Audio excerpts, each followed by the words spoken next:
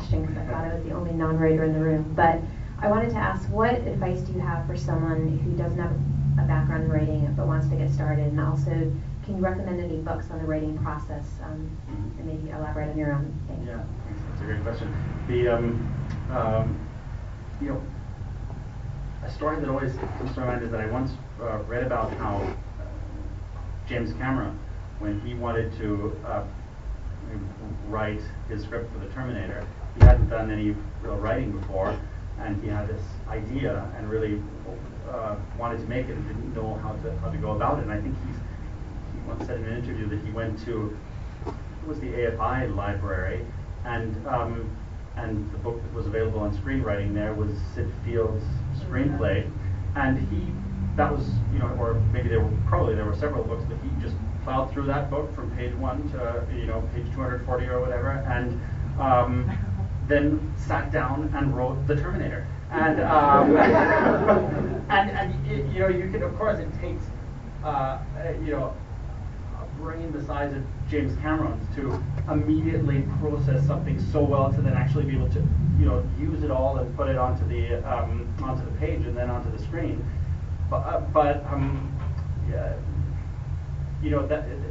Let's say you can learn about the traditional structure of screenplays from those books. However, I don't know, unless you happen to have an idea that such a perfect marriage with Sid Field as The Terminator was, I'd caution against that a little bit, because there are many different methods. And of course, in film school, we had to study them all. I probably read every book on screenplay that at least was available until 2001. There's one that you like? Well, I did like Sid Field's book. I mean, it's almost, when you read it, you almost think, wow, this guy, he doesn't come from a place of, great culture, or, it really doesn't feel like it's an artist writing to you, but you feel like it's incredibly pragmatic, and I do think it's a good starting point. I remember that there was a book that was just really hot at the time when I was in film school, by a man called Christopher Vogler, which is called The Writer's Journey. That I liked a lot. I think it's beautifully written, and it's kind of it uses Joseph Campbell's ideas that, if you read them in their original form, are sometimes a little hard to apply. He's very ornate, and Christopher Vogler just adds a lot of his own, but also boils down his philosophies. I think that's a very good one. There's a wonderful book by a woman called Linda Sager, which is called Making a Good Screenplay Great, something like that. Making a good script great. Yeah, that's right. Thanks. And that has Sid Field just goes into the basic 3-act structure and just explains how that works, and is very specific about where the turning point has to be. And he says, if you miss that by 2 pages, you are gone, and your script will never make it. And then James Cameron says, okay, it'll be on exactly the page it does, and it makes the greatest. There was I remember, I don't know if it's still in there, but when I read Sid Field, he, and it makes sense. Nobody wants to follow, that robotic formula. It's, you sort of take it for what it's worth. But he has an example, and it was a scene from a movie that he wrote, and all I remember was there was a speedboat in it. I was like, this is the shittiest writing I've ever read. So he proves the point that the formula is not enough in and of itself. But you were talking about Woody Allen and Stephen King's process. Where did you get that from? Yeah, Stephen King wrote a wonderful book on writing himself, his autobiography, which is a beautiful autobiography, and it's also a very small, humble. I think he calls it a memoir of the craft, and I like the fact that he, from his incredibly great position, talks to people who are really wanting to be writers, and talks about things like learn new words and work on your vocabulary. It's not at all snobbish. He really is assuming you're I don't know, working in a factory somewhere, and never never even came close to finishing high school, and you can still be a great writer, which I think is true, by the way. And he, so I think that's a terrific book. I mean, I think just to go through those other methods, there was Christopher Vogler has these. He talks of the hero's journey, which is really in a way the structure of the screenplay as someone who starts in his normal, ordinary world, and then has to go on a journey into something unknown and incredibly dangerous, and it's hard to go into that journey because there's something stopping you from wanting to go on to that adventure. And then you go on the adventure and it feels terrible, but then you come back at the end of the screenplay into your original world with, I think he calls it talisman, what, an amulet or elixir, exactly. He calls it elixir, and then he and it's a really, I mean, I definitely read that book. Also, it's one of those things that you can't take too serious. I remember we had a professor at film school who's so into Christopher Vogler. She's Doris Daria. She's a pretty famous German director, and this was a big person teaching us there. And you'd submit an exercise script to her, and she said, where's your threshold guardian? It's like, this is not going to work. It's like she took it so mathematically that it was really no. But or Linda Sager, she's really you can feel the heart of a kind person. I think writing that book, it's a very warm book, and I think she has terrific taste also in the films that she chooses. They are terrific taste. It's very close to my taste. That's why I asked you. I find it terrific. But what she just and she has a very beautiful explanation of how you interweave the plot with a subplot, and that's really very useful. I mean, there are also books that I find. There's one by a guy called Eugene Bale, and I know that it's considered that's considered a really good book, and I think that. I don't like it at all. I think it's if you read that, if you read that, you think, oh my God, writing a screenplay is so unbelievably difficult. It's such a daunting task. So I mean, I think that book certainly has stopped many people from writing screenplays. I'm sure he's achieved that. How lame. Maybe it was. I mean, some of them are angry. Like you can feel like there's. What's the great exactly Robert McKee? There's an angry guy. There's a person with a lot of anger.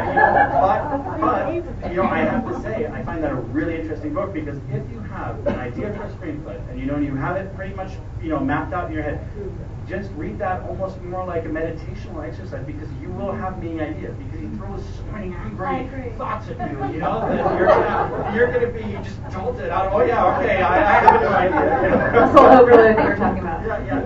No, it's so those are there's good stuff there. Actually, one of the really good books. There's one book that has an amazing section on dialogue. It's actually about novels, and really gave me a great insight into dialogue. There's a New York editor called Saul Stein, and the book is called, very modestly, Stein on Writing. No one knows who Stein is, but it's Stein on Writing. Anyway, I found that because he was the editor of Elia Kazan's autobiography, and that is, I mean, that's just, there's no novel that is as rich and as beautifully structured as that book, and so. I just started. He mentions him in the book, and he mentions. I remember that was such a beautiful thing. He wrote his first novel, and I think it was America, and he just had this idea as an incredibly established director to write a novel, which is a very risky step to take, and. He sent the book to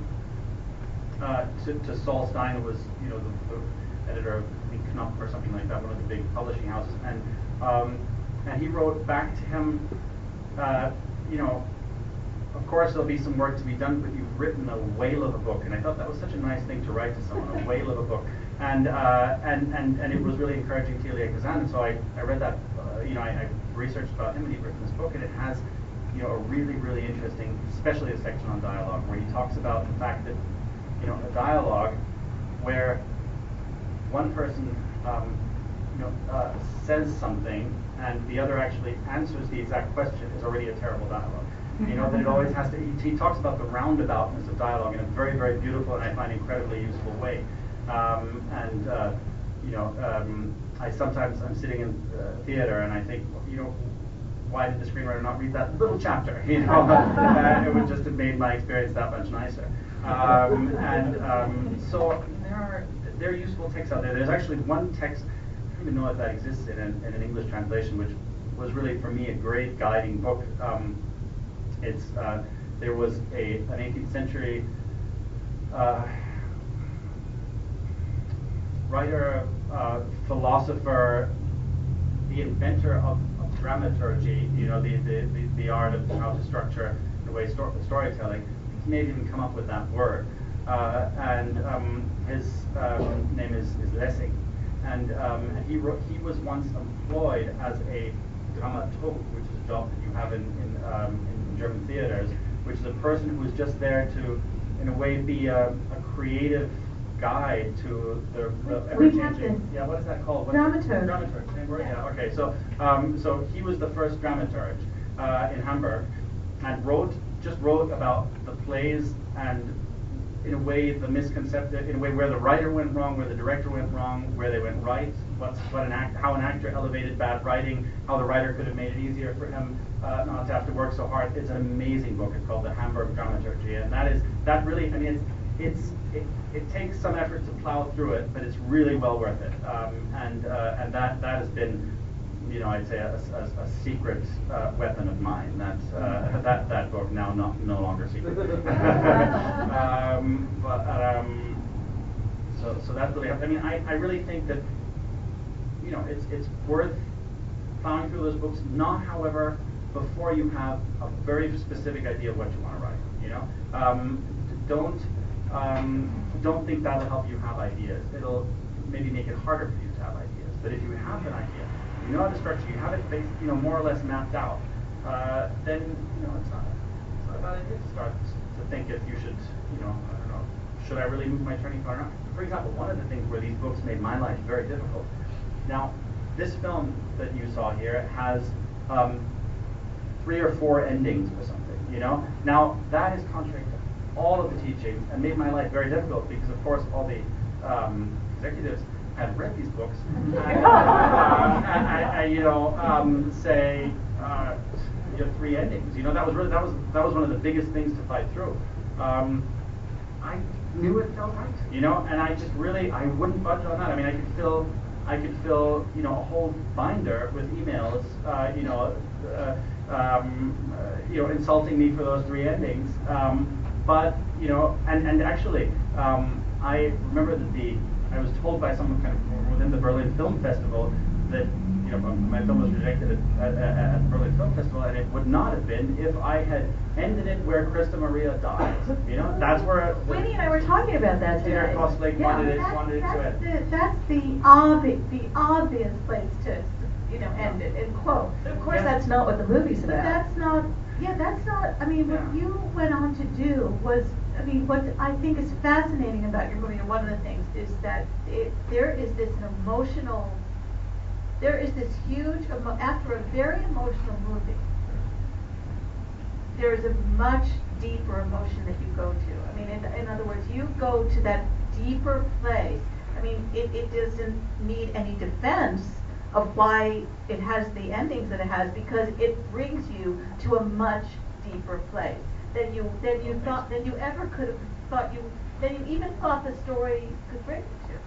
Thanks. I mean, I had, how there are certain, let's say symphonies or something that you would think they'd come to an end, and then you have, that kind of, you have more and more and more, and at the end you think, oh, now it really must be the end, but then when you hear the very final, or full orchestral sound, now, okay, how could I ever think that any of the earlier things would end? That was kind of what I was going for. But that was a tough one that was actually a fight until we finally had a distributor, because again, after I finished the film, everything was done. we shopped it around to all the distributors. By this point, the price had gone up because we were actually in debt on the pictures, and we needed money to actually really finish it. It would have had to make 80,000 instead of 20,000 as a minimal guarantee. Still, every single distributor passed on it. The one last one that I didn't want to go to because I thought that was definitely fantastic. So, yeah. That is amazing. I just wanted to mention, Adam, if you email Adam, over these years, Winnie and I have compiled a really long book list. Oh, okay, cool. Because, yeah. Yeah, cool. Great. And he also watched a lot of commentary tracks, too. Yeah, no. Oh, and of course, the commentary tracks, that's a good point, by the way. Those are wonderful instructions to writing. I mean, Anthony Minghella's commentary track on The Talented Mr. Ripley is, I don't know, it's a cornucopia of wisdom, and you can really, and that's one, and it's also really interesting. By the way, that was the one screenplay that I actually had in printed form and took with me to my monk cell where I wrote the Lives of Others, because I, just for formatting and all that. And one thing that I realized when writing, when reading through it very carefully, is that he keeps the individual scenes really, really short, and it's actually quite unusual, and. They're more like a succession of teaser scenes, and it doesn't feel like it when you're watching the film. But when you actually see it on the page, you realize what an unusual writing structure this is. And I tried to do that also. In a way, give the film many different beats, and it'll make it feel very lively. I also really like his way of writing screenplays. You read them, and it's also meant. It doesn't feel so technical. A lot of the screenplays, you read them, they really feel like some kind of technical manual. He really writes it more like a minimalist novel. And by the way, interestingly, Elia Kazan's Whale of a Book, it was so interesting when he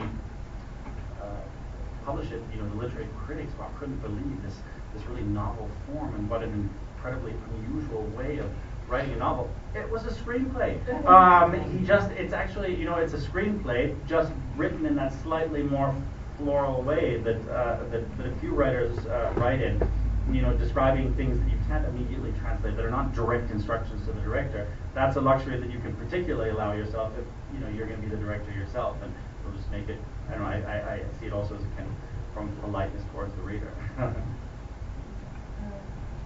And then we'll take one from over here. Thank you. I just want to say thanks so far just for your openness and candor about the whole process. It just makes me kick myself as to why I'm not, writing as we speak. So, I very rarely feel that at the end of these sorts of things. So I also feel it as I speak, but no, it's not. That said, a large part of the film, or larger than normal part of the film, is spent watching people listen, and especially from an executive standpoint. I can't imagine anything less cinematic. And the reason I bring it up is because when I think of your film or a film like The Conversation, we're at the edge of our seat watching these people listen. And I know part of the way you did it is by giving the main character this very sort of distinct process. And I guess I wonder how you approached it visually and how you were able to make us, how were you able to make it feel so dramatic when really we're just in a room with one guy listening? Yeah. Oh, well, thanks first of all for the kind words contained in the question. I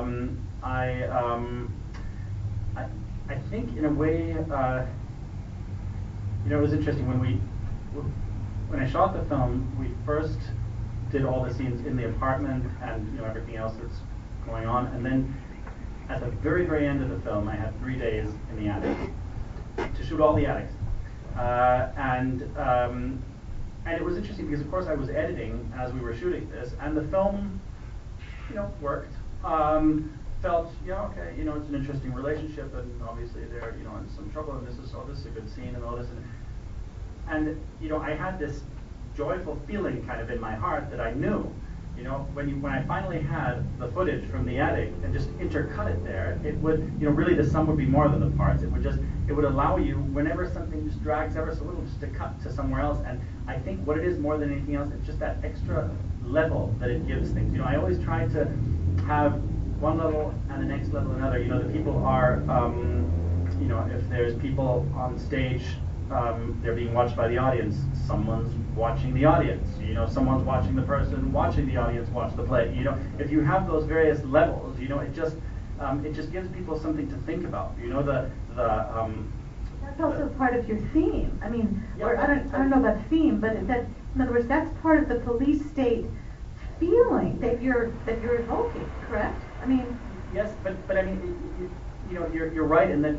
Per se, it's not incredibly visual, to start with. Of course, I tried to then, spice it up visually in a certain kind of way. I mean, these are things which, you gotta hope are tangible on some subconscious level, but maybe not. Like the choreography of the movement. When are they moving in the same direction? When are they moving, towards each other? When are they moving away from each other, downstairs and upstairs? Has a kind of let's say a visual moment to it. Originally, I had, by the way, this was something, for example, where I think the producers really helped. I wanted the attic to be a really depressing, ugly, little typical kind of attic as they are, and then my producer said, we're going to be spending so much time here. Please, let's not have that be too drab. And it happened that in the actual building where we shot the apartment interior, they had the most spectacular attic. And I said, okay, let's do it here. I see the rationale, that I think they were very right, because if it had been, take some of the beautiful, vast, barn-like space from it, and it would have been maybe a little too much today, and would have decreased, would have, I think, not made it emotionally less compelling, but would have made it maybe too ugly, So I think you're right, but the whole acoustic thing, if you can get the audience to engage in it and to listen for it, and not, and that has to do with some of the tricks you do at the very beginning of the film. Do you get people into a kind of attentive listening mode? Then you can actually do a lot with sounds that will be equally effective as visual things, maybe emotionally even more effective. But it can easily happen that you misguide them a little bit there, and they're just paying attention to certain visuals or something, and then they won't be open to the subtleties of sound going into your soul. Can you give an example a little bit with your movie of like a sound moment, or is it the silences that you're talking about, really? Well, because I think that of course that also brings me to film music, which is but I mean that it goes very much towards the directing side of it all. But I actually wrote a lot of the sounds already into the screenplay. For example, the sound of a neon lamp in a I don't know what the English word is, but that like those tiny little sounds it makes when it comes to life. That can be. Those have an emotional. They do transport something emotional, because it transports a beginning of something, but it's always work. Because you wouldn't come home and switch on a neon light for that sound. The exact timbre of a voice, or when, for example, do I apply a filter that takes the low frequencies out of the voices as it would be if you're listening to something that when do I not do that? So right. When does something kind of arrive very directly? When do I use the sound from below just completely in its natural way, even upstairs when they're listening to something? Or when do I really reduce it? Or when do I show it as silence? There's a choreography to all that, that a lot of thought went to those things, and a lot of that I already wrote into the screenplay. It also feels like the stakes are so high, and that's what makes it so gripping. It's that level of these people sort of having their lives, but they could be thrown in prison because this guy's listening, and then you have that other level of this super lonely guy who's having that kind of voyeuristic rush from listening to these people. And I love that the dry way they always say, you know, they probably had intimate relations or whatever the phrase was. But yeah, to me, it's what's going on. There's so much tension in the listening. Yeah, or you know, I mean, for example, the sound of that street. That was something I worked on for a long time, and you know how I find that scene. I mean, I haven't actually. Is my microphone still on? I haven't actually seen the film since I finished it. So you know, but I mean, I you know remember it well, but I remember that I worked for a long time on trying to make that deserted street seem like something that would really grip you in a certain way. The way when Dreimann comes out there and comes up this completely quiet street and that limousine drives out, and exactly how the voice of the minister just saying one last thing to her, you know, we're meeting again, you know, next Wednesday or something, and you know, just hearing all that, you know, those, for example, those magical moments when you just go out onto a street and suddenly everything is so clear, you know, and these things carry emotional content, and really, you know, people always think that the director is a neurotic creature because they'll actually sit there and listen to, you know, hundreds of different sounds of tires just driving away and different speeds of it and so on, different levels of moisture on the floor with that. But these things do carry a lot of emotional content, you know, and if you, you know, only if you really believe in those kind of little subtleties do you, you know, I think can you really be a director? If you have, for example, another great commentary is Michael Mann's commentary on Collateral, a beautiful film and also beautifully written film. Remember that there's this final scene, a great showdown in a train that drives through the landscape. And that train was done completely with green screen. And Michael Mann describes exactly how the landscape that is just whizzing by there expresses the changing mood of the scene. And I don't know, I think if you listen to that, you'll see what directing is. You know, I mean, it's so, I think, very, you know, deep and meaningful, and made me realize, I mean, I didn't consciously realize that as I was watching it, but I knew the moment I heard it, oh wow, that's why I really responded to that, because here you have a landscape with very barren trees, and you know, the trees are in distance, and then they suddenly start moving a little closer to the and you know, it says something. Every little thing says something, and that's you know, the unfortunate thing about the way that films are marketed, and this is why I think I really think one of the big problems is that you know, films are marketed in a very incredibly insensitive way. I mean, there are exceptions, but they make it very hard for the audience to discover those subtleties, because they say, oh, this is what the film is about. It's a comedy. You're gonna laugh your head off, you know, and it's not. You know, it's about Schmidt. It's a very delicate, you know, study of the human psyche. If you know, they'll say, this is, you know, this is a tough action film. You are going to be at the edge of your seat. And, you know, it's really not. It's a very tender, poetic examination of, you know, beauty in the world or something. You know, and that makes it very hard to get into the, you know, into the frame of mind of a director planning something, wanting to guide you very gently. I think that it's, you know, when a director that I respect and who I know has that level of insight and subtlety and caring about, and knowing what incredible detail every little bit conveys, makes a film, I try and not watch the trailer. You know, I really, really make an effort not to do that, because, you know, you just have some,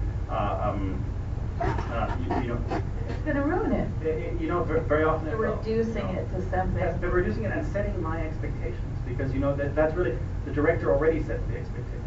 Or I mean, if you can somehow manage the stunt of wiping something from your mind, you know, I mean, I know that, I mean, okay, maybe with something like Collateral, for instance, it was a little easier to do because it is a genre film, so to speak. But I think that because of the fact, you know, and there's no other way to market it than to make that kind of a trailer, but and it will give you those kind of thrills. But the artistic dimension of something like that, I think, was not really recognized much, and I think that critics are particularly that way.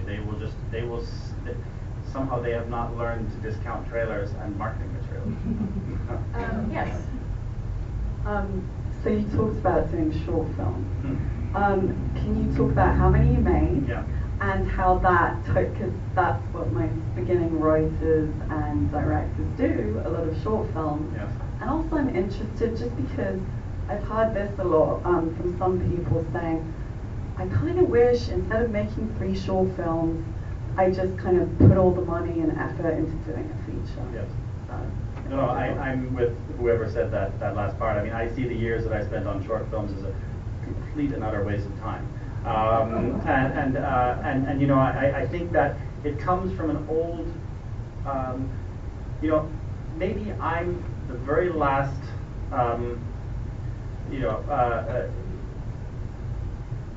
director who had to make short films for a reason, because when I made my first short film in 1996, it was the whole video editing equipment was terribly rudimentary, and there was a good reason to shoot on film and edit on film and make it all the traditional way. I think that nowadays. Nowadays, there's absolutely no reason to do that. It takes almost as much effort and work to make a short film as it does to make a feature. Almost, you have to, because it's hard to assemble a team of people who believe enough in you to work for free for a prolonged period of time. And there's absolutely no market for it, and I mean, I don't mean market just in the sense of you making money, but actually getting it seen, affording you opportunities to make more films. The only people who watch short films are other short filmmakers, and I don't know, some ADD projectionists or something,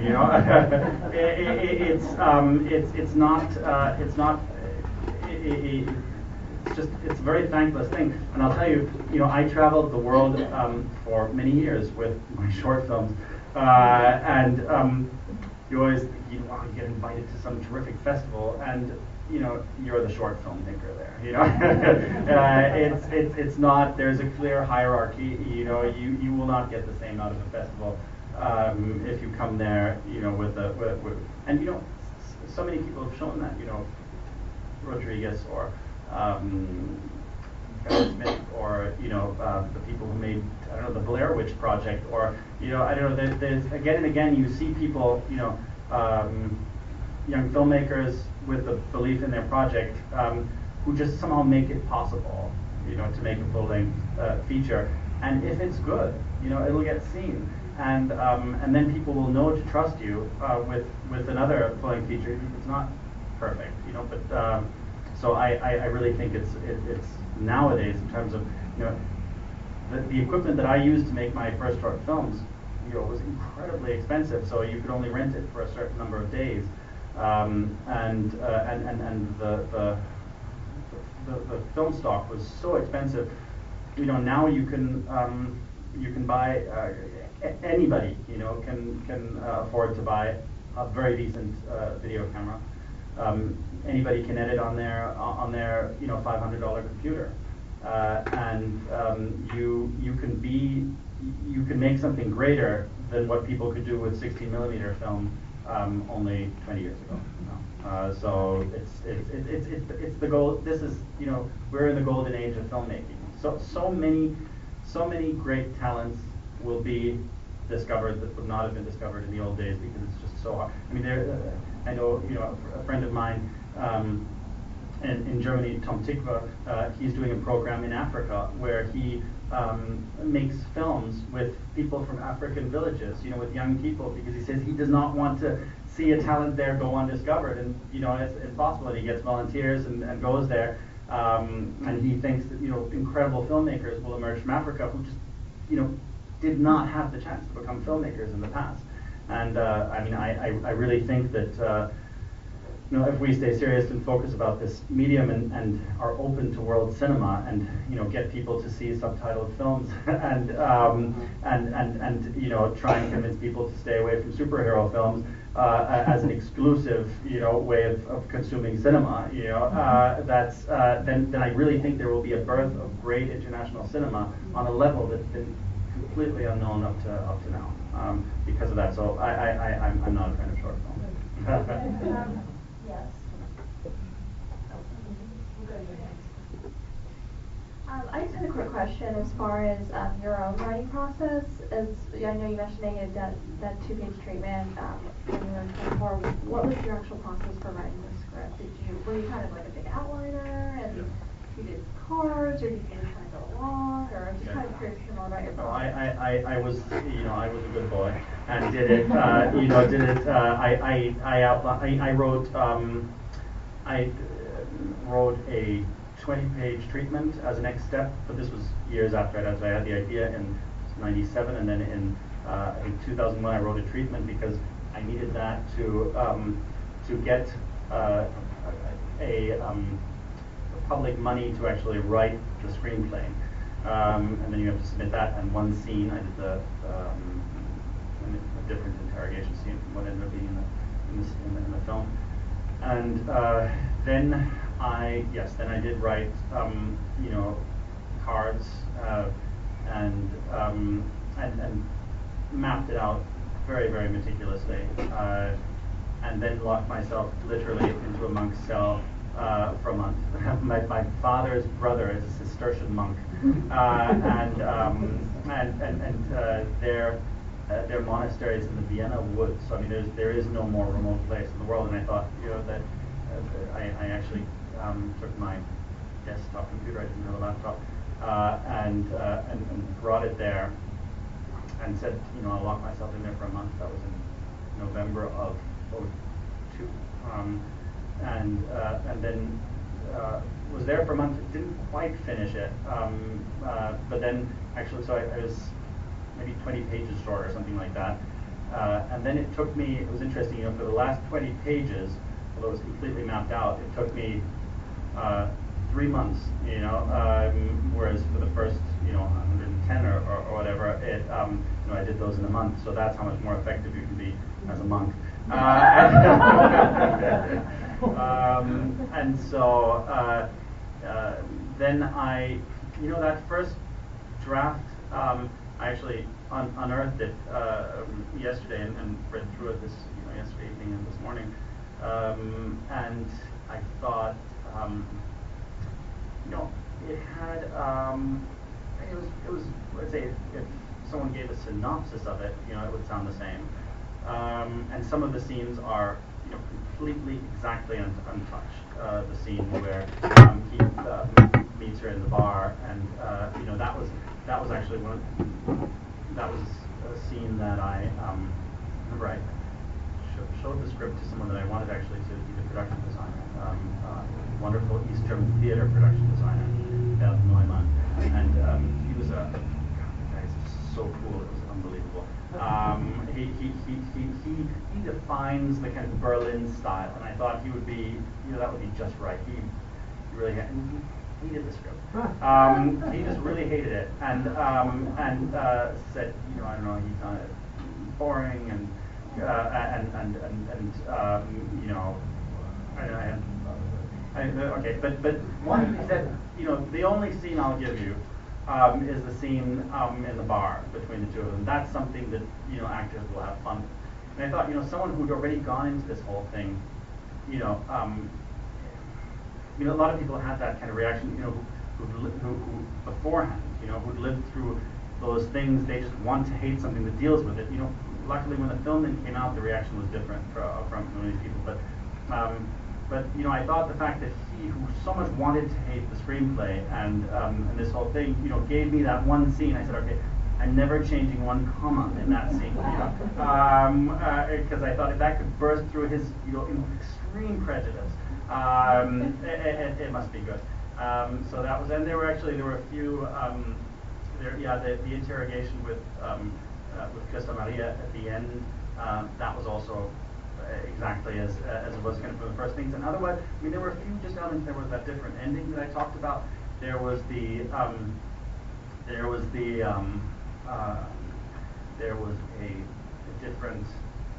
different conspiracy.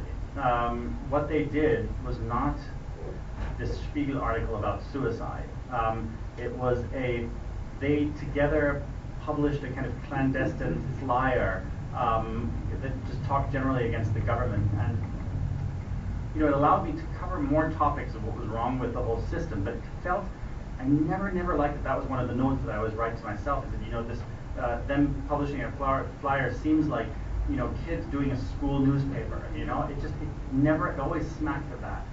But I stayed with it for quite a long time because I just I couldn't know what else happened until I then found that suicide thing, and then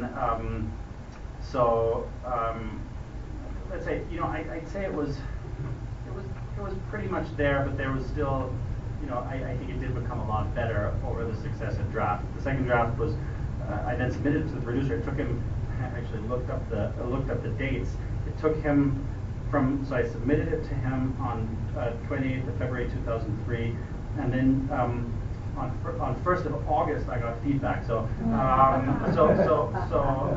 it was kind of a long time waiting. That's something you'll experience, I assure you, if you haven't. It can take the studios, producers, kind of people a long time to respond if you don't yet have any weight, and it takes some time to. This whole night is blowing my mind. Seriously. I mean, I just cannot believe everything that you had to go through. It's just unbelievable. But you know what? Is it really that untypical? I mean, if you think. No, but you know what? I idealized it. I idealized it because I looked at this movie today and I thought, well, they would never make that movie here ever because we're not supposed to talk about politics. And so I was like, oh, those Germans are fantastic. They just see, that this movie is so deep, and and then you hear this whole journey you had to go through. Hi. Hello, how are you? Fine. I'm from Africa, and I live in different countries. What country are you from? Botswana. And I know that the concept of life in different countries is different, even the humor. So I want to know, when you were writing this movie, would you say you had how can I put it? Your mindset would be different if you were writing if you were writing for American, because it's a different language and in a different country? Is there a difference when you're writing your creativity?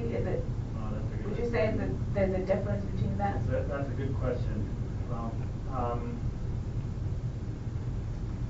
yeah. That's a really difficult question because of course the artistically correct answer to give would be to say you never just write to an audience and don't think about the country that you're writing it for. But I do think that America, and America in particular, has a very different sensibility in filmmaking from the rest of the world, that can. I mean, I actually recently wrote for myself a list of what I consider of all times the almost 100 greatest films, and by far the majority of them are American. So that's not something that is. I'm not saying that in a negative way, but I do think that the last couple of decades of American film has not been the greatest period in film history. In America, I think internationally it's different. I think that there's a kind of let's try and trace it and see what happened that calls for a kind of incredibly hectic, fast, emotionally extreme at every given point storytelling that has emerged. You know what? I'm not saying that it's not possible to create great art under those, with those parameters, but I do think that those parameters exist in America. I think,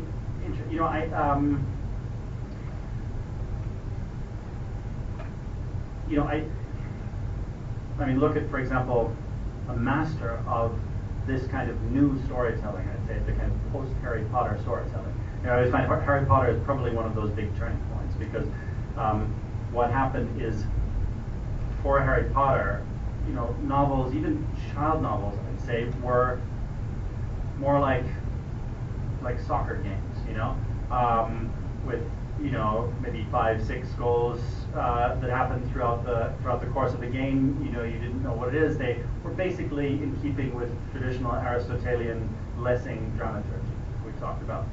Now, however, comes the terrific writer that is J.K. Rowling and just says, you know what, let's turn it into a basketball game. Let's have a climax every minute, let's have every single page be full, why make a delicious souffle? Let's do an ice cream sundae with 17 flavors, 12 sauces, sprinkles, chocolate, and Captain Crunch on the top. It's just, the thing is, now, she does it unbelievably well, it took, it was interesting. I read about that actually. My wife had a biography of J.K. Rowling, and it was really interesting to see how she had a really difficult time getting that thing published, Harry Potter, because before people got used to that kind of writing and now filmmaking, it's kind of bizarre. You think, is everybody on speed here?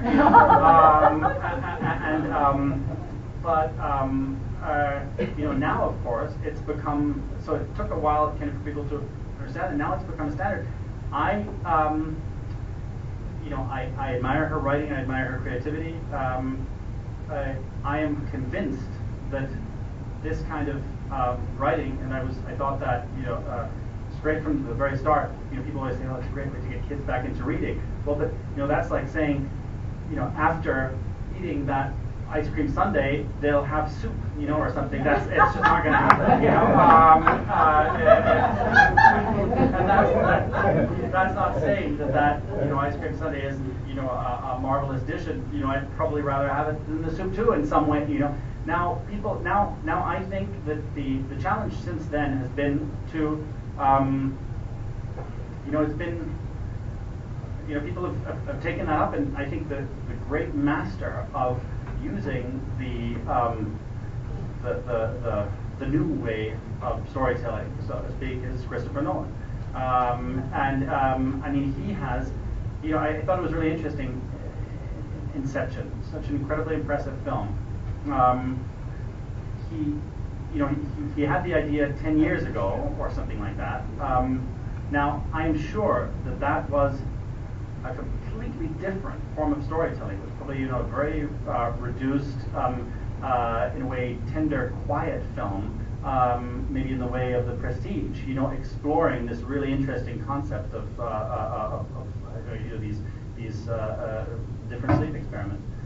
Now, he said, I still want to make that film. I want to make it on a big level. Okay, let's have, Paris fold up, and let's have, someone shot every 15 seconds because the subconscious has been militarized, but he still has the incredible story, it still stays there, only he makes a certain concession, which may not even be an artistic concession, it's just, a concession to what is the contemporary spirit of storytelling, filmmaking. It's it's very interesting. You need constant climaxes, and that's probably not the correct plural. You need them all the time, and that has changed. So now, a few attempts have been made at offering up something decelerated. They've not done well. Can you give an example of that, or? one example is my last film, The Tourist.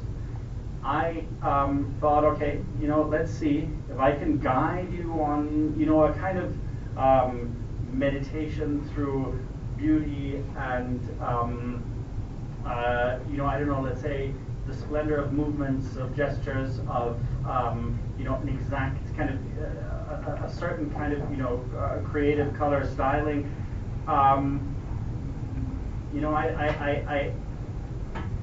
Many people got it, many did not, and were baffled why I would, make something like that. Now, so I think, is it something, and I think probably, I could imagine that Christopher Nolan had a similar experience when he made The Prestige, which I happen to think is one of the most I love The best Prestige. film, one of the most amazing films ever made. I really think, it's definitely on my list of top 100, and if I narrow We got to get your list of top 100. Yeah. There's so much stuff I'm going to get from him and put it in the library. One thing, Let me yeah. just finish that up, and I'm sure that see, that film was by far the least successful film, proportionally to budget and all that Christopher Nolan ever made. I didn't understand it at the time. I watched that film, several times in succession because I was just so wowed by it. Now he made, when I'm sure that when he made this, his next film, I think it was Dark Knight that he made right after that. Yeah. He said, you know what? There's a new way of doing things. An American, specifically American way of doing things. Because I'm on the executive committee for foreign language films at the Academy. I get to watch. It's the most amazing experience. Every year I get to watch the greatest films made by every single country around the world. We normally have about 65 or so submissions. It is a uniquely American thing, that way of storytelling. But it's pervaded all types of genres. You can find it in the work of Judd Apatow and his disciples. You can find it in the world of Chris Nolan. And you see that if someone tries to make films in the old way, if Jim Brooks, one of the greatest masters, I think of all time, makes a film that is beautiful, tender, like his last one, people are kind of baffled. What is this? Are we in a different decade? Well, no, we're in the decade of truth, right? But no, you have to make certain concessions to, let's say, the country and the culture that you're living in at the same, and this system demands that right here. Now, it can be understood, it can be mastered. So, the non-artistically but pragmatically correct answer is, there are certain things you should be doing for this audience if you want your film to be received in a certain way. I am immensely disappointed with the, let's say, state of film analysis and film writing, that there is not, in a way, more of an attempt to educate, to really point out glorious things that can happen beyond the groupthink, but it's the reality of things, and I'm not bitter about it. I'm just a little bit pragmatic, and so as in keeping with my promise of being honest, that's why you're getting that. It feels like a lot of that kind of storytelling has actually migrated to television. When you look at Mad Men, or you look at things where there is Breaking Bad. Breaking Bad is like it's just every single writer that comes in here. I don't know how many people have the Homeland guys, other than mentioning The Lives of Others. All writers love Breaking Bad, but again, it's got that kind of slower pace that movies used to have. Let me ask you one question, because I'm so sorry we're not going to get to the rest of your questions. But what movie won the best Oscar of the year that you won the best foreign film? It was The Departed. Okay, that says it all, right? I'm sorry, this is my prejudice. I remember that year I went to see Pan's Labyrinth. I'm like, this is a movie, this is why cinema was invented, to make Pan's Labyrinth. And it outraged me that movie was not nominated for Best Picture. And then I saw The Lives of Others, and I'm like, oh my God, there couldn't be more different. But these were by far the two best films of the year. And well, I mean, thanks. I happen to really love The Departed. I think it's. I was like, I'm so sorry, but oh my God, I just thought it was just a misplaced Oscar. We have time for one more question? Oh, or do we... Sure. Oh my God, there's so many people. Okay, do you have time for two, or do you got it? Okay, you, and then we really have to wrap it up. Quickly, my friend who's not here asked why the last line is spoken in English and not German. Where do people get that? It's German. I've had that question many times, and but you know, since I never actually rewatched it since then, I always think maybe something went, or maybe someone played a trick when they created the subtitled English version. Why haven't you rewatched it? I Very, very good. I watched it. Oh, thanks. I watched it kind of so many times, of course, while making it. And what's the last line for me? This is for me. Somebody said it's completely German. This is for me. This is for me. Does that sound okay? Well, I mean, the interesting thing is, German and English are actually very, very similar languages. It's really something, English is. It's an unusual experience for a German to learn English because it's so similar in many ways, but then it has all these things that seem like foreign words because because of what you got from the Norman invasion, so all these kind of Latin words just seem oddly out of place.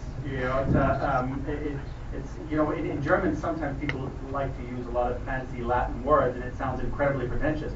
So it takes a while to get used to that in English, that it's not this pure Germanic language, but as for me happen to be only the words that are of Germanic origin. So that's probably the language is very similar. Last question. I suspect that you are the German equivalent to our Scorsese and Bogdanovich. You are the most referenced master student I've ever heard anywhere. It's a thrill to have somebody who references you and such a lover of film, obviously. I mean, you have to write a book and reference all the books. So you can just read that book and then read all the other books after your book. So it's a question about being a student. I wonder, before we leave, if you could just talk about your apprenticeship with Attenborough, how it happened, what it was like, just a little background on that. Yeah. Well, thanks for that question, and thanks for the kind words. When I was, for most of my life, I wanted to be, I was wavering between psychiatrist, that was always on the menu, and novelist. That was kind of, I wanted to write novels, and that was what I did with most of my free time, was just read novels, and at some point I kind of realized that there's, people aren't really reading anymore, and it's not so much the art of our times. I felt, and I thought to myself, maybe I can make it my personal challenge and mission to create films that have the same depth of experience that you can find in a novel. That was really what I decided to do. But I was pretty late in the game. I mean, if you look at the biographies of almost every filmmaker, it's always the same. They at age 10 they were making Super 8 films with their dad's camera. My father would have never let us close to his Super 8 camera, so that would have been impossible. But I also didn't feel the need to somehow steal it from him or something because I was writing, and so really it was after I finished school, thought I just wanted to find a way into films, but I didn't know anybody who worked in films. I didn't know anybody who knew anybody who worked in films. I was really very, very far away from that world. And so, I was good academically and thought, I'll just go to, the most, in a way, exclusive place that I can get into, and maybe that'll allow me some kind of entry point and just keep my eyes open. So I went to Oxford and studied philosophy there. And always keeping my eyes open for an opportunity if someone moved into film. And there wasn't one. No one there, had particular interest in film. That wasn't really what it was about. So then a miracle happened that in my last year, there's this great theater entrepreneur, Cameron McIntosh in London, and he had founded a professorship at Oxford for contemporary theatre. The Cameron McIntosh professorship for contemporary theatre, it's modestly named, and it was, you know, in the first year of that, it was Arthur Miller still, and then Peter Schaffer came, and then in the third year of that, in my last year at Oxford, he said, you know, theatre, let's see that in the wider sense, let's take a film director, and asked Richard Attenborough to do it. And he said, I don't have time to do it because I'm making a film, In Love and War, with Sandra Bullock and Chris O'Donnell, about Hemingway in World War I. And then Macintosh, so, you know, indirectly I owe Cameron Macintosh a huge debt, he said, you know, just come there, hold, you know, give one lecture, and then, you know, select a group of students to be your apprentices on this project. Can you do that? You know, then you would have, you know, helped and inspired Oxford. And he agreed to that and hosted an essay competition after this lecture and said, you know, the winners of this essay competition are going to be my apprentices on this film. And it was, the topic was why film is my chosen medium. And I just dropped all assignments. I was in my final year, you know, not far away from the exam, but I just dropped everything for 2 weeks and just worked on his essay and won one of the places.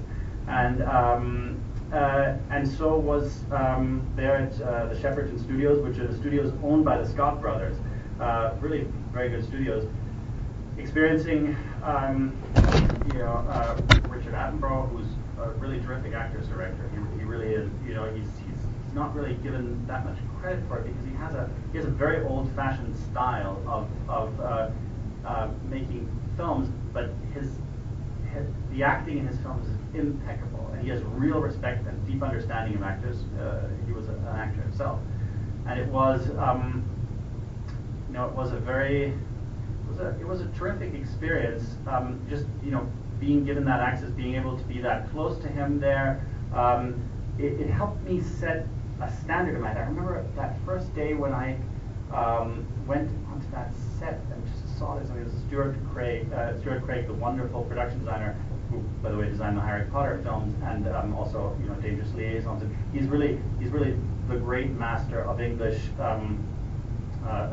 cinema. And it was this. I mean, it was in medieval cloisters. It was so beautiful. I mean, no real cloisters are ever that beautiful. And they were completely constructed by him with a mossy well in the middle. It was just incredible. And I remember going there and saying to myself, okay, this is my standard. You know, I will not accept anything less. You know, and it was, you know, it was pretty kind of. But I was like one of those, what is it? Is it like a goose that comes out of the egg and the first thing it sees is its mummy? You know, I was like that, you know, with this, with that set. And I said, okay, you know, if I'd been on some kind of, you know, if I'd been on General Hospital, then I would have taken General Hospital. You know,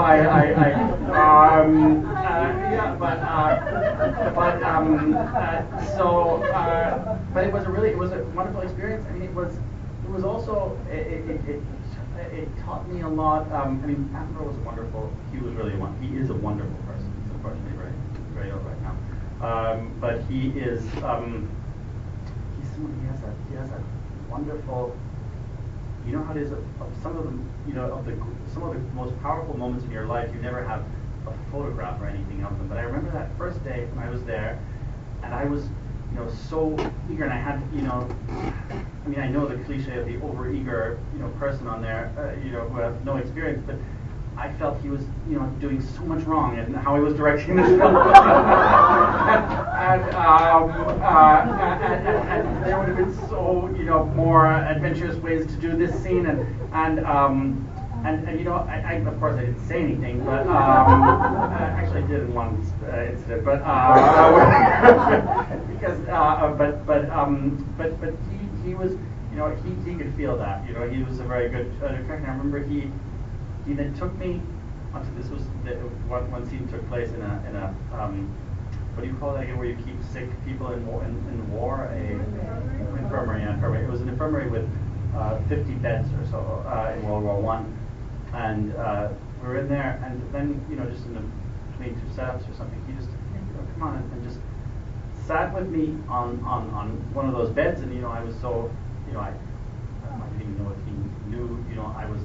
I know he selected these essays, but I didn't know how much I was on his radar or anything. I mean, it was there next to me. He just put me and put his hand like that, wrapped it around mine. Just look at it. He has this amazing thing. I don't know if you've ever encountered people who can fill your whole body with a kind of warmth just by touching you.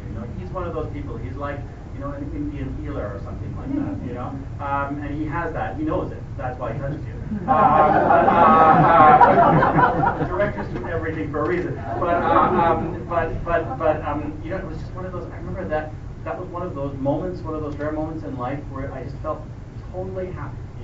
I felt like I was here in this unbelievably beautiful set with that certain texture of artificial daylight, which is so much nicer than any real daylight. I was sitting there with this man that I so admired, who made Gandhi, one of the truly great films, and he was just holding my hand, filling me with this angelic warmth, and just talking, giving me his words of wisdom. It was just so wonderful. I just I don't know. So he was it was more experiencing that really it just helped me get a flavor of excellence. At the end of the day, that's what you need. That it's you just have to catch glimpses of it. It's not even because he wasn't then. For example, I had this thing that he walked. Shepperton Studios is quite far away from the tube station. You have to walk about half an hour or something. Or is it something like that? Has anyone been to Shepperton? See, maybe it was 20 minutes or something. So normally people go there by car, of course. And I walked that kind of every day, and Richard Attenborough, who has a incredibly extravagant collection of Rolls Royces, always drove, because I was the last to go, he was the last to go, he always drove that exact same distance and always saw me kind of walking along there. I always thought maybe at some point, before we finish the film, he'll say, just get in, I'll take you to the station or something. Not once. And it seemed kind of, okay, well, those are the realities of the world that I can't offer too much, but now I totally get it. At the end of a film, you have so much to focus on. There's no way, a lot of the things that seem so cruel to me, like people not, returning calls or not even reading stuff or not, just not being able to give one the time of day or something, in any way. It was very extraordinary. I so completely understand them. You're unfortunately, being successful in this field forces you to be, to not be able to be as generous in the way that you maybe would like to be, and have grown to be. You have to become a little bit shut off and cold and but that was an important lesson to learn too. Even though I didn't fully understand it there, it's just it's one of the great things to be able to be close to greatness and excellence. Just catch glimpses of it. That's when, if I look back at the times in film school, the knowledge that I learned there, the technical stuff you can find in any library anywhere in the world, that's not what taught me what I learned there, What taught me what I learned there was just those someone coming for a few hours and giving a lecture. It's not even what they said. It's just getting a sense of what their wavelength is, and trying to adjust my wavelength a little bit accordingly. That's what you did for us.